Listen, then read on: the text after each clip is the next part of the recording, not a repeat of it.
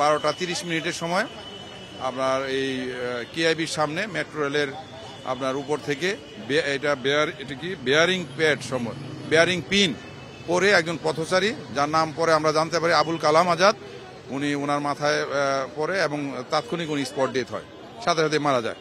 আমরা দ্রুত ব্যবস্থা নিচ্ছি, আমরা তাকে পোস্টমর্টমের জন্য পাঠাবো এবং পরবর্তী আইনগত ব্যবস্থা গ্রহণ করতেছি। আমরা নাম যাচ্ছে আচ্ছা, এই পর্যন্ত যতটুকু জানতে পারলাম আমরা, এই ওনার বাড়ি হলো শরীয়তপুরের নড়িয়া ঈশ্বরকাটি গ্রামে।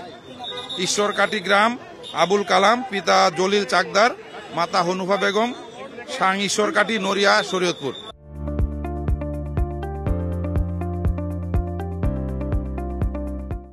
হ্যাঁ, আমরা অবশ্যই আতঙ্কিত এবং আমরা প্রায় সময় এখানে চা খাই।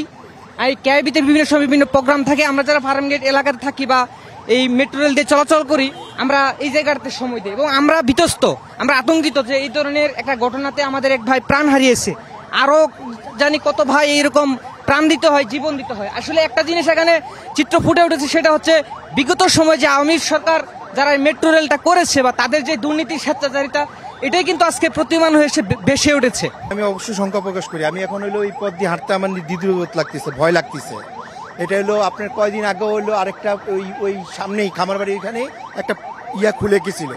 খুলে যাওয়ার পরে লাস্টে হলো আল্লাহর রহমতে কেউ আহত হয় নাই, নিহত হয় নাই। কিন্তু এটা হলো আমাদের এখন হলো ট্রেন কর্মকর্তারা এটা কাজ করার অবশ্যই দরকার।